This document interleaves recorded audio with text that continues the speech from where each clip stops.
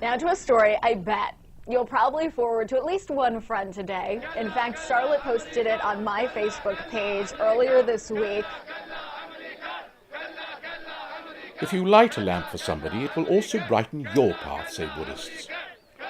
So I finally surrendered to the charity representatives outside Debenhams and adopted an endangered tiger. That, alas, is as far as my charity went. I assumed life would be easier if I told it I was its real father. The truth proved too much for the poor thing to bear, and now we don't even speak. Welcome to Orange Answer Phone. I would like to say it was because I had a difficult upbringing, but that was not really the case. Credit where credit's due, as Belinda Carlisle sang, Hendon is a place on earth. Although admittedly it was more like life in the ghetto rather than life in the ghetto. We were a typical family, 2.4 children. My brother Nathaniel was unfortunately the 0.4. Yet my father was distant, having not been the same since Patrick Swayze descended on him during the pottery round of the Generation Game. Did he do well, lad? Cowardice, like incest, ran in our family, and I would often fail to assert myself in the workplace. The tie fooled nobody, and ended up only helping me locate my neck whenever I got undressed in the dark.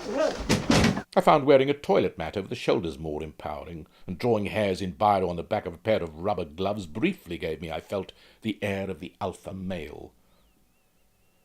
My eventual downfall did not result through a lack of confidence, however. I was in the end sacked for forcing pepperonis into the electric pencil sharpeners. For me, the processed sausage was not processed enough, and I found them much easier to digest that way. I tried setting up in business on my own. My dry ice company wasn't a dry ice company at all, but merely a smokescreen for another venture selling sex dolls in pairs for people who just like to watch. Sadly, it was always going to be at the mercy of rates of inflation, and so foundered. They say the mind is the more significant erogenous zone. I did a Sudoku on a bus. I tried. Oh, God! But it wasn't the same. I sought professional help, but was unexpectedly referred to a clinic for eating disorders. Like others there, I'd have liked to have said I had enough on my plate already. The care workers were using a pioneering technique of hiding milkshakes in the grounds of the hospital.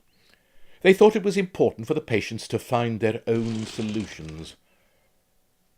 So, having left the programme, I'm overcoming such difficulties by simply erasing all the bad memories, which includes an entire series of May to December. And I'm choosing now to ignore the voices in my head, except of course for the one that sounds like Stephen Fry. You know, not enough positive things are said about obsessive-compulsive disorder. It certainly gets the job done, 9 times at least. And it's working. I have no job, but I sleep like a baby. In a nappy, sat in a cage. With intravenous feeding, I can watch up to 8 days of television straight. I'm feeling better about myself. The Botox has helped mainly in my poker playing, despite the fact I usually play online, and I'm even smelling good as I've recently changed to a new type of curry. Socially, things have even improved, and the only thing I need now to hold my own parties is a jewellery display cushion. Only because I want to be economical about how many crisps I put out. And would you believe it? I am now trying to make it as an artist. But this brings with it its own problems. I read an article in The Guardian that said that artists enjoy more sex, but suffer from more schizophrenia than anyone else. I know that voice. It's your guilty one. What are you hiding? I'm sure the voice in my head is shagging my imaginary girlfriend.